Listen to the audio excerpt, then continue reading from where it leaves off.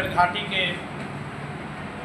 विकास पुरुष के नाम से जाने जाते डॉक्टर विनोद प्रसाद यादव, जो शहर शेरघाटी 226 के दिलों की धड़कन है। सर, पहला सवाल मगर 24 में आपका स्वागत है। धन्यवाद।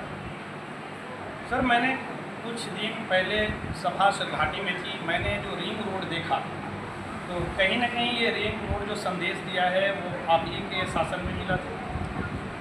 ये रिंग रोड की 2018 में माननीय मुख्यमंत्री नीतीश कुमार जी के द्वारा हमने उनसे आग्रह करके यहाँ पर जाम की समस्या को देखते हुए ये हम काम करवाए।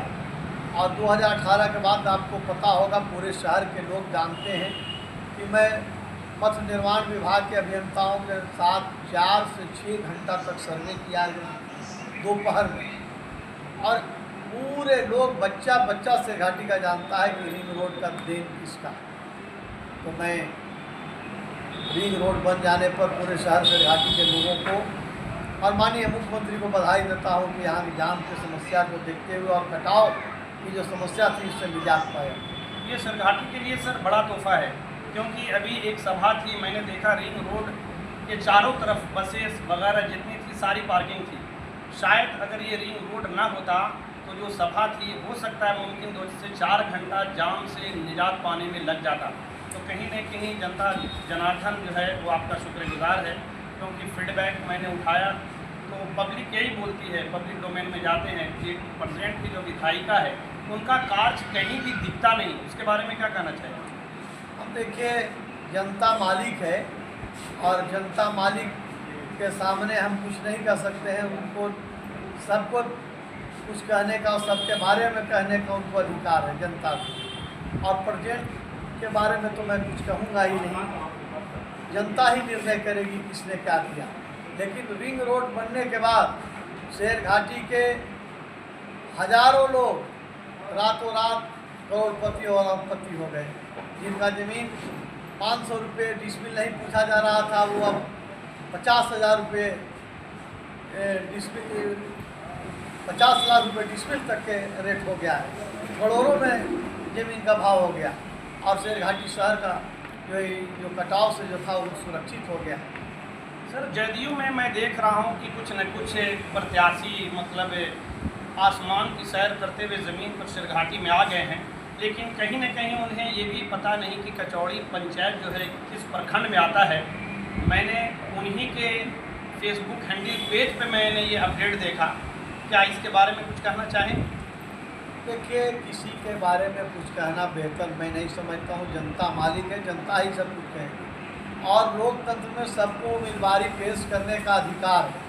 हम किसी को उम्मीदवारी पेश करने से न मुझे कोई घबराहट है और न कुछ शिकायत है, क्योंकि पार्टी ने मुझे राष्ट्रीय सचिव के पद पर रखा है और मैं आज तक पार्टी के पद का, पार्टी के काम का कभी दुरुपयोग नहीं किया हूँ। माननीय नेता नीतीश कुमार जी, जो हमारे नेता हैं, पूरे देश और दुनिया में शांति प्रिय और विकास पुरुष के रूप में जाने जाते हैं और नीतीश कुमार से लोग सीखने का प्रयास करते हैं। तो मैं नीतीश कुमार जी का शिष्य हूँ और उन्हीं के शब्दों में कहता हूँ कि जो भी कुछ लोग कह रहे हैं सबको उन्हीं को मुबारक।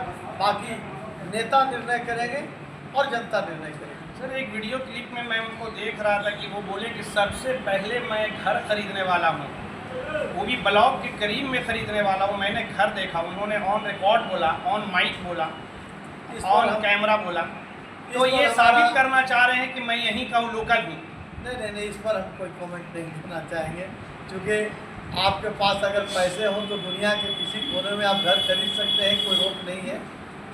आपके पास, जिनके पास है, सक्षम व्यक्ति हैं, हम तो साधारण व्यक्ति हैं। हमारे घर में देखिए लगे हुए कभी 2-3 साल से पहुँचाना भी नहीं हुआ है, तो इसलिए हम उन लोगों के बारे में क्या कह सकते हैं। हम तो साधारण व्यक्ति हैं, कोई कुछ कहते रहते हैं, कहते रहे। लोकप्रिय प्रधानमंत्री का कार्यक्रम गया में सर 2 विधायक राजद के देखे गए थे ऑन द स्टेज, क्या कहना चाहेंगे? क्योंकि जब चुनाव का समय होता है तो इस तरह की घटनाएं अक्सर हुआ करता है। अभी तो शुरुआत है और भी आगे कुछ देखिएगा। और अब यहाँ पर एनडीए ही जो है सर राज्य का भविष्य है, बाकी कुछ है।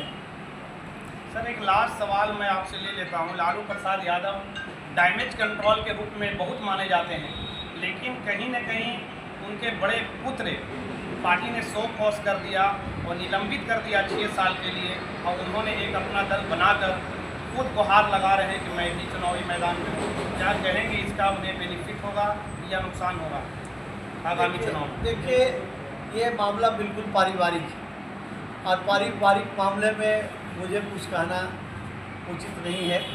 और जहाँ तक उनकी राजनीति की बात है तो ये हर व्यक्ति राजनीति करने के लिए स्वतंत्र है, जिस तरह से राजनीति करे, राजनीति में हर आदमी की स्वतंत्रता है। कल के कार्यक्रम के बारे में क्या तैयारी, सर क्या कहना चाहेंगे? कल की तैयारी बहुत ही सुहावना है और कल देखेंगे कि आप शेरघाटी का मैदान काफ़ी खचाखच भरा हुआ मिलेगा और शेरघाटी कल एनडीए के सम्मेलन में हो। समय क्या है सर कल के कार्यक्रम का? कल का कार्यक्रम 10 बजे से शुरू हो जाएगा और लगभग 2 बजे तक समाप्त हो जाएगा। व्यूअर्स, आप देख रहे थे कैमरामैन सैयद सरवर आलम।